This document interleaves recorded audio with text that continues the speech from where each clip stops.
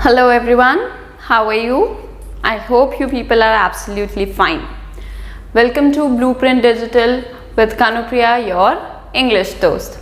So we are going to continue the remaining part of our poem 10 from Reader Book First Flight. The name of the poem is The Tale of the Custard Dragon.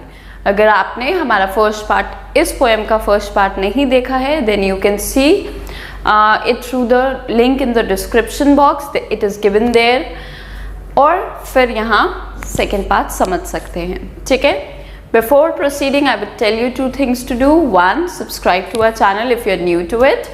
Second, आप copy और pen के साथ बैठें, ठीक है? So that whatever we teach you is there with you in the notebook, ठीक है? चलिए स्टार्ट करते हैं. Stanza 7. Suddenly they heard a nasty sound, and Mustard growled and they all looked around. Meows cried Ink and oh, cried Belinda, for there was a pirate climbing in the window. चलिए, सो poem समझते हैं. तो अब तक हमने पढ़ा कि एक गर्ल है बेलिंडा, उसके 4 पेट हैं.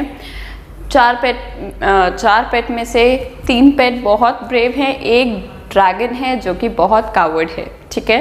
वो उसका मजाक उड़ाते हैं अब तक और उसके साथ मस्ती करते हैं. इतने में ही जब वो सब ड्रैगन के साथ मस्ती कर रहे होते हैं तब एक अजीब सी उन्हें आवाज़ सुनाई देती है. सडनली अचानक से, while they were making fun of dragon, they heard a nasty unpleasant sound. एक अजीब सी डरावनी सी आवाज़ सुनी उन्होंने. और जैसे ही मस्टर्ड क्या है? बेलिंडा का डॉग है, ठीक है? येलो कलर डॉग है.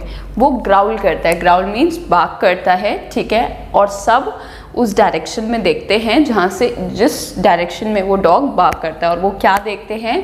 जैसे ही उन्होंने देखा, क्या देखा भी देखते हैं, म्याउच, एकदम से जो इंक है उनकी कैट, वो चिल्ला पड़ती है, म्याउच कर पड़ती है, जो कि क्या है?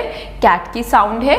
एंड ओ, ठीक है, डर के वजह से बेलिंडा बोलती है, ओ, चिल्ला पड़ती है वो.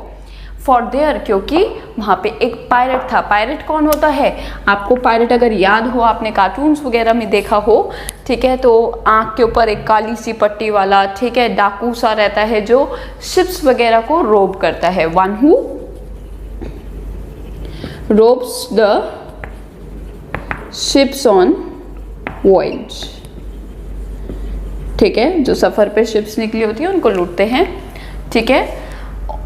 क्लाइंबिंग इन द विंडो, और वो कहाँ से आ रहा था? विंडो से चढ़ के आ रहा था, विंडो की तरफ से वो आ रहा था, ठीक है? चलिए पोएटिक डिवाइस देख लेते हैं बहुत जल्दी से. One is onomatopoeia, sound word का यूज़ किया जाना, और हमने साउंड वर्ड का यहाँ पे वर्ड यूज़ किया है म्याउच और ओ, ठीक है? Sound words. Line 3, line 2 and 3 हमारे पास यहाँ पे ग्राउल्ड भी है, ठीक है?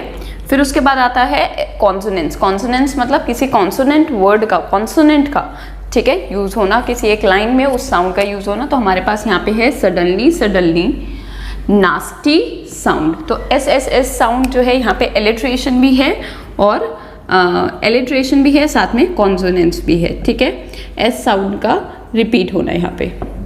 Next is poetic license. Poetic license का मतलब होता है जब हम राइम स्कीम सेट करने के लिए या पोएटिक इफेक्ट क्रिएट करने के लिए किसी वर्ड को ऑल्टर कर देते हैं, उसकी स्पेलिंग को ऑल्टर कर देते हैं. यहाँ पे हमने विंडो को विंडा किया बेलिंडा से राइम कराने के लिए, ठीक है? So that is poetic licence.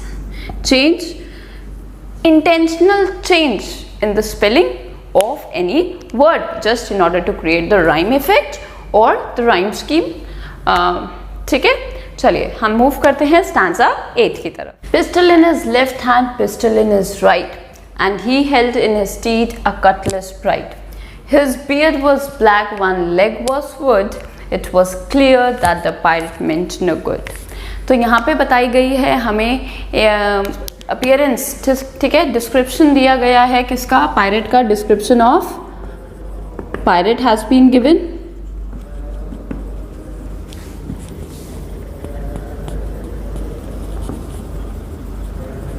तो पायरेट की डिस्क्रिप्शन दिया गया है हमारे सामने, ठीक है?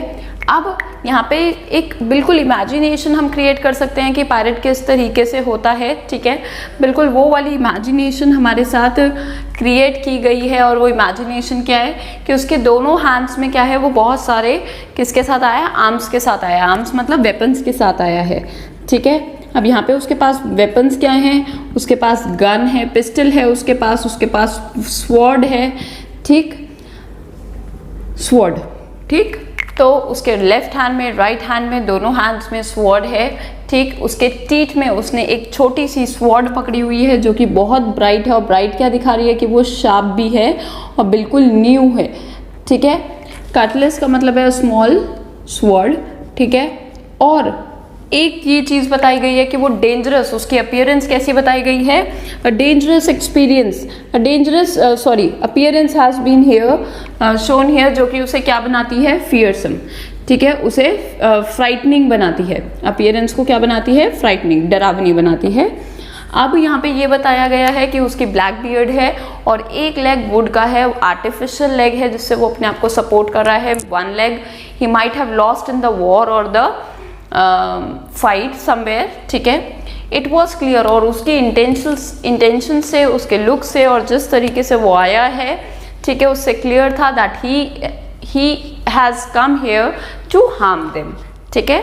चलिए पोएटिक डिवाइस डिस्कस कर लेते हैं बहुत जल्दी से। एलिट्रेशन का यूज किया गया है, एलिट्रेशन का यूज देख लेते हैं। दैट द, ठीक, बियर्ड ब्लैक, तो बी साउंड इन लाइन 3, ठीक। उसके बाद है हमारे पास कॉन्सोनेंट्स, टी साउंड का बहुत ज़्यादा इस लाइन में रिपीट हुआ है, पिस्टल लेफ्ट, पिस्टल राइट, ठीक है। फिर कटलेस, टीथ, ब्राइट, तो टी साउंड का बहुत सारी लाइन्स में यूज़ है, ठीक है। उसके बाद आता है इमेजरी। इमेजरी हमने यहाँ पे डिस्कस किया है कि किस तरीके से अपीयरेंस हमारा दिमाग जो है इमेजिन कर सकता है, फील कर सकता है। जैसे हमने इमेजरी यूज़ की थी किसको डिस्क्राइब करने के लिए, हमने एक और स्टांसर में की थी, हमने ड्रैगन को डिस्क्राइब करने के लिए, ठीक है, जिसमें हमने उसके स्केल्स और स्पाइक्स की बात की थी। तो यहाँ पे हमने बात की है किसकी, डिस्क्रिप्शन की, और इमेजिन किया है किसको, एक पायरेट को, ठीक। I hope you understood this. Let us move on to the next stanza. चलिए स्टार्ट करते हैं stanza 9। Belinda paled and she cried, "Help, help!" But Mustard fled with a terrified yelp. Ink trickled down to the bottom of the household, and little mouse blinked strategically mousehold. So यहाँ पे ये बताया गया है what besides being projected as brave and ferocious, every member of the White House fled away, hid themselves in the corners of the house. अब यहाँ पे क्या बताया है कि किस तरीके से सारे व्हाइट हाउस के जितने मेंबर्स थे, इंक, ब्लिंक, मस्टर्ड, बेलिंडा, सब अपने आप को बहुत ज़्यादा क्या दिखाते थे कि वो बहुत ब्रेव हैं, बहुत बड़ी बड़ी बातें करते थे कि वो तो बियर जैसी पावर रखते हैं, लायन से जो है, लायन तक को डरा सकते हैं, लायन जैसे पर्सन से फाइट कर सकते हैं, टाइगर जैसा गुस्सा रखते हैं। बट यहाँ पे जैसे ही पायरेट सबके सामने आया, सब चिल्लाए और इधर उधर घर के कोनों में भाग गए, ठीक है। चलिए देख लेते हैं। Belinda paled and she cried help. Paled का मतलब है रंग, डर की वजह से रंग फीका पड़ जाना, ठीक है, चेहरे का रंग फीका पड़ जाना। She cried help help and mustard fled with a terrified Yelp. Terrified चिल्लाने की आवाज, टेरिफाइड नहीं थी। टेरिफाइड कौन था? मस्टर्ड। बट मस्टर्ड की क्वालिटी किसे दे दी? येल्प को, शॉर्ट क्राई को, चीख को। जितनी तेज चीख चिल्लाकर मस्टर्ड जो था, डॉग जो था, भाग गया। तो यहाँ पे टेरिफाइड कौन है? बेसिकली मस्टर्ड है, पर हमने उसकी क्वालिटी एक ऑब्जेक्ट को दे दी, येल्प, चीख को दे दी, ठीक है। इंक ट्रिकल डाउन, जैसे कि इंक जो था भागता था किसके पीछे? किसी से भी लड़ने के लिए एक लायन की तरह भाग सकता था, बट यहाँ पे वो भाग जाता है घर के किसी एक बड़ी ऑब्जेक्ट के नीचे छुपने, ठीक है। और बात करें लिटिल माउस की, तो बहुत प्लान तरीके से वो अपने एक होल में, आपने टॉम एंड जेरी में देखा होगा, ये वॉल है, ठीक है, तो उसमें इस तरीके से वो रहता है, क्या होल रहता है जिसमें जाके वो जेरी छुप जाया करता था। तो इसी तरीके से माउस भी जाके इस होल में बहुत जल्दी से जाके छुप जाता है, ठीक है। यहाँ पे पोएटिक डिवाइस देख लेते हैं। पहला है transferred epithet. Transferred epithet basically क्या है? है जब हम अपनी क्वालिटी किसी दूसरी ऑब्जेक्ट को दे देते हैं, ठीक है, एक चीज़ की क्वालिटी दूसरी चीज़ को दे देते हैं तो उसे हम बोलते हैं transferred epithet, that is in line 2, ठीक है। टेरिफाइड जो यूज़ किया गया है वो यहाँ पे येल्प के लिए लिखा गया है, बट एक्चुअल में अगर हम बात करें तो टेरिफाइड कौन था? मस्टर्ड, ठीक है। चलिए नेक्स्ट आते हैं रेपिटेशन के बाद। तो हमने यहाँ पे रेपिटेशन देखा है हेल्प और हेल्प में लाइन 1 में। फिर आता है पोएटिक लाइसेंस। यहाँ पे हमने हाउस होल्ड के साथ मैच कराने के लिए माउस होल्ड कर दिया, जबकि वो क्या था? Mouse hold. यहाँ पे चूहे रहते हैं छोटे छोटे, बट माउस होल्ड का मतलब हमने यहाँ पे ये बता दिया कि वो अपने माउस होल्ड में भाग जाता है just in order to create rhyme, ठीक है। So in line 3 and 4 we can mark it here poetic license. Next is consonants, repetition of a vowel sound, और यहाँ पे हम vowel sound की repetition देख सकते हैं, mastered, terrified, ठीक है। And then we have trickled to the not the, it's bottom, ठीक है। तो यहाँ पे line 2 and 3 में हम देख सकते हैं क्या? consonants, ठीक। Let's just move on to our next stanza. चलिए start करते हैं stanza 10. But up jumped Custard's nothing like an engine, clashed his tail like iron in a dungeon. With the clatter and a clank and jangling squim, he went at the pirate like a robin at a worm. Squirm, worm. Okay. So here it has been told कि जब सब भाग जाते हैं, छिप जाते हैं pirate से डरकर, तब the coward dragon comes up. अब यहाँ पे कावर्ड ड्रैगन जो है, जिसे डरपोक बुलाया जाता था, जिसका मजाक उड़ाया जाता था, वही आता है, ठीक है। विद डिफरेंट साउंड्स वर्ड यहाँ पे यूज़ किए गए हैं कि धड़ाम धड़ाम आवाज़ आई, ठीक है, दोनों लड़ रहे हैं, दे आर फाइटिंग, ठीक है। तो इस तरीके से यहाँ पे दिखाया गया है कि किस तरीके से custard faces and fights against the pirate. तो उसने अटैक किस तरीके से किया पे आप इस तरीके से सोच सकते हो कि एकदम धड़ाम करके वो आया, ठीक है, उछला, ठीक है, पायरेट के आगे, बिल्कुल ठीक। तो बिल्कुल वो इमेजिन कीजिए कि वो जंप करके आ रहा है, और ठीक है, कस्टर्ड जो है फेस करता है, फाइट करता है, किसको? पायरेट से फाइट करता है, ठीक। अब यहाँ पे ये बताया है कि जिस तरीके से दो मेटल्स की टकराने की आवाज़ आती है, जैसे मानो जेल में दो जो बार्स हैं उनके बीच में आपस में आयरन बज रहा हो, तो यहाँ पे ये क्या बताया गया है कि फाइट होती है किसके? पायरेट और कस्टर्ड के बीच में, ठीक है। With the clank and clatter a jangling squirm, और उसके बाद जब दोनों के बीच में लड़ाई होती है थोड़ी सी, ठीक है, उसके बाद फाइनली पायरेट जो है, पायरेट के ऊपर वो उस तरीके से छलांग मारता है, उस तरीके से अटैक करता है जिस तरीके से रॉबिन बर्ड वॉर्म के ऊपर अटैक करती है एकदम से अपने फीड के लिए, ठीक है। तो एकदम से यहाँ पे उसको काउंटर अटैक करने के लिए कस्टर्ड क्या करता है? उसके ऊपर चढ़ जाता है, ठीक है। पोएटिक डिवाइस देख लेते हैं। सिमिली का यूज़ किया गया है। सिमिली दो चीज़ों को कंपेयर करना on the using like and as. तो यहाँ पे सिमिली जो है एक तो हमारे रॉबिन वाली लाइन में है, लाइन 4, और है हमारे यहाँ पे देखिए लाइक टेल लाइक आयरन, ठीक है। वो जो टेल थी उसने उससे लड़ाई की, ठीक है, और वो टेल को आयरन की बार्स से कंसीडर किया गया है। जो प्रिजन होता है, अंडरग्राउंड जेल होती है, उसमें जो लोहा होता है उतनी जितनी स्ट्रॉन्ग बताई गई है, ठीक है, किसको? टेल को, in the line 2।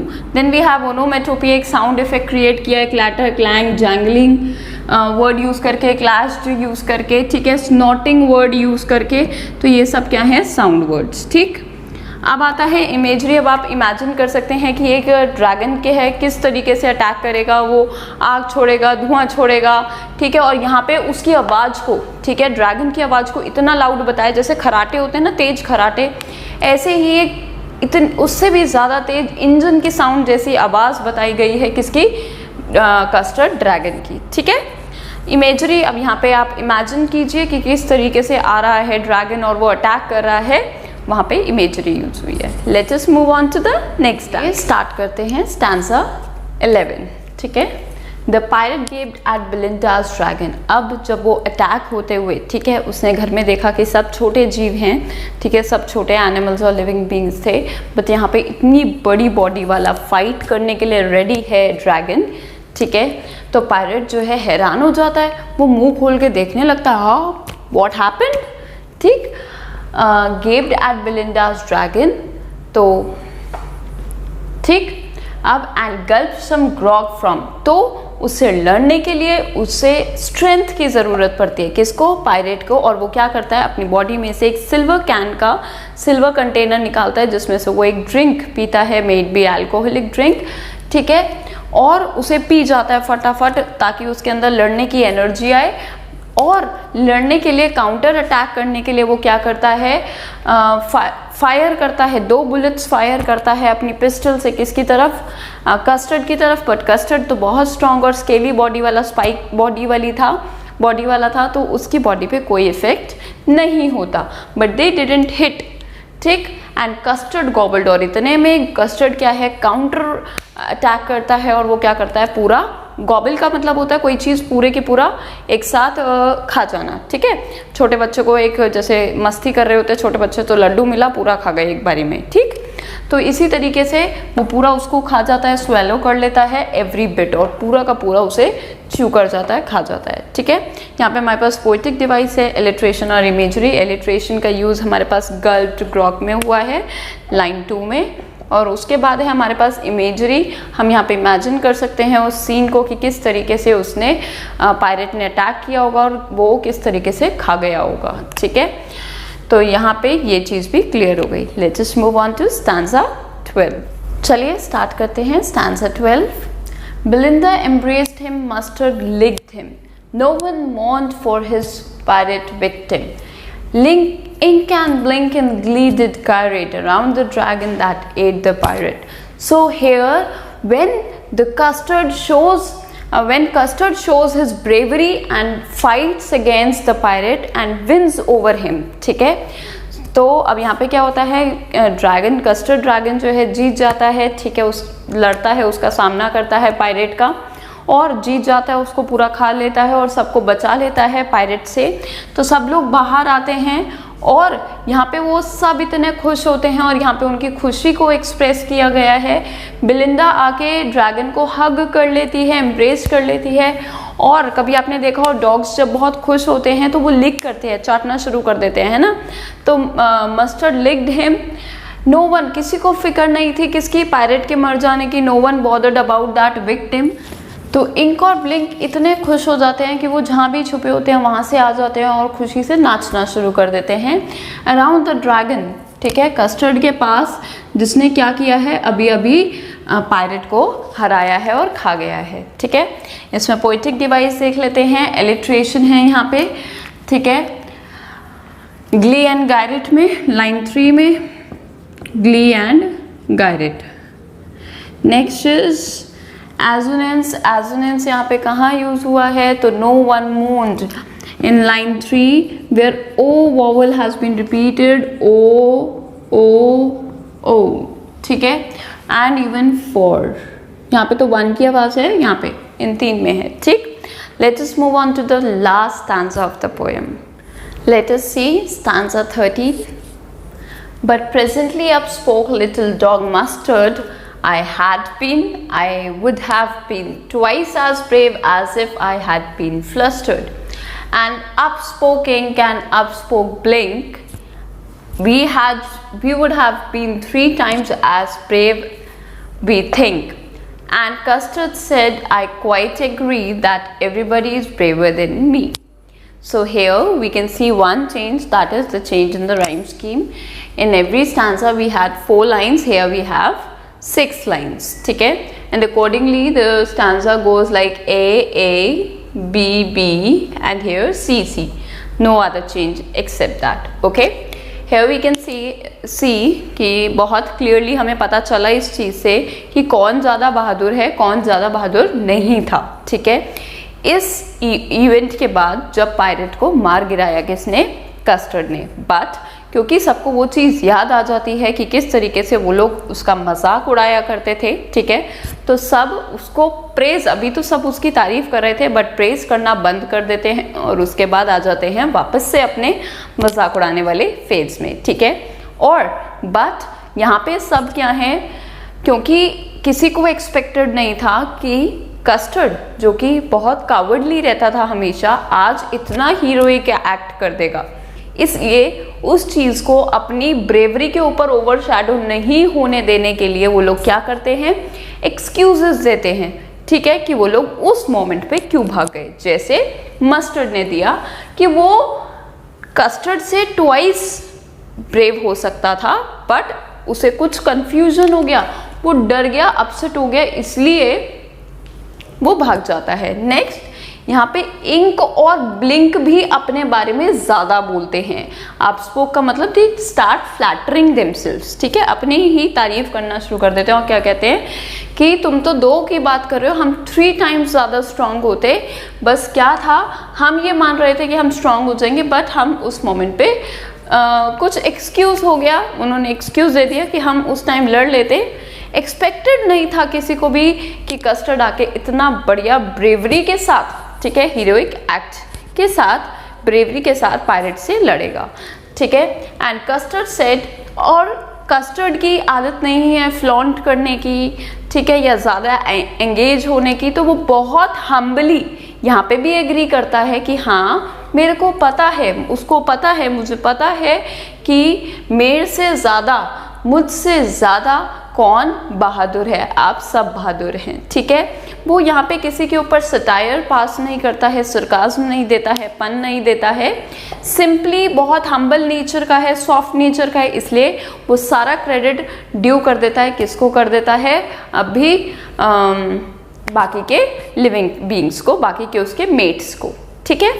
Poetic device इसमें कोई है नहीं, राइम स्कीम मैंने आपके साथ डिस्कस कर लिया। Let us move on to the stanza 14, the last stanza of the poem finally. तो आ जाते हैं हम स्टैंजा 14 पे, जो कि है लास्ट स्टैंजा, और इस स्टैंजा में ये बताया गया है कि किस तरीके से सबने पायरेट के मर जाने की खुशी मनाई। क्यों? क्योंकि वो सब बच गए कस्टर्ड ड्रैगन की वजह से।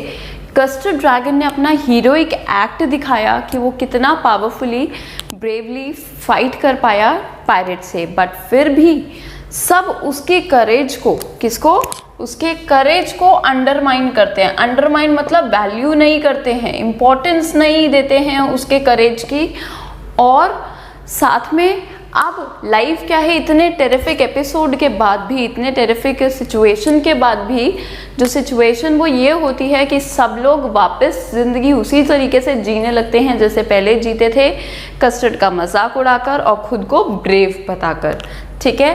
And that has been here written, shown here by using the same lines which were there in the starting of the poem, but यहाँ पे डिफरेंस क्या है, स्टिल लिव्स, ठीक है, जो कि क्या बताता है कि सिचुएशन अभी भी, the life is going in the same manner, ठीक है, बिल्कुल उसी तरीके से, उसी सेम मैनर में लाइफ है जिस टाइम उस एपिसोड, पायरेट एपिसोड से पहले होती थी, ठीक है, जिसमें बेलिंडा जो है अब भी अपने व्हाइट हाउस में एनिमल्स के साथ रहती है जो कि डॉग हैं। और यहाँ पे ब्रेवरी भी बताई गई है कि वो अपने आप को अब भी उतना ही ब्रेव मानते हैं कि बेलिंडा जो है बैरल से फुल है, ठीक है। बियर जो हैं, जितने भी बियर हैं उनकी जितनी पावर रखती है, इंक ब्लिंक लायन से लड़ने तक की ताकत रखते हैं। मस्टर्ड जो है टाइगर के गुस्से जितना फेरोशियस है। और हमारा जो प्यारा सा कस्टर्ड, हम्बल कस्टर्ड है, वो अभी भी ही क्राइज फॉर, कीप्स क्राइंग, यहाँ पे ये बताया कि वो अभी भी क्राई करता है for a nice safe cage, he doesn't want to take much risk और एंजॉय और शो ऑफ हिज पावर, ठीक है। तो I hope you understood this poem very well, ठीक है। यहाँ पे बेसिकली ये बताया गया है कि हम अपनी पावर्स को, हमारे अंदर कुछ हिडन पावर्स होती हैं, ठीक है, उन हिडन पावर्स को हम सिचुएशन के आने पर ही रिवील कर पाते हैं या अपने अंदर एक्सप्लोर कर पाते हैं। Before the time we ourselves sometimes don't get to know what our strength is, ठीक है। In the time of adversity only मुसीबत के टाइम पे ही हमें ये पता चल पाता है कि हमारे अंदर कौन सी हिडन क्वालिटीज़ हैं, ठीक है, and we are able to unleash that power, use that power in that time, ठीक। I hope you understood everything. This was a important message जो मैंने अभी बोला। अगर आपने कुछ मिस कर दिया है तो रिवाइंड कीजिए, ठीक है, उसको सुनिए, लिखिए और फिर रिज्यूम कीजिए वीडियो को, ठीक। सो I hope you understood the poem. Give your like, share and support to us. We care for you, you share for us. ठीक है, सब्सक्राइब कर दिया है तो बहुत अच्छे, नहीं किया है तो अभी कर दीजिए, ठीक। We'll meet in the next class with a new topic. Until then, stay connected. Saying goodbye for today. Bye bye.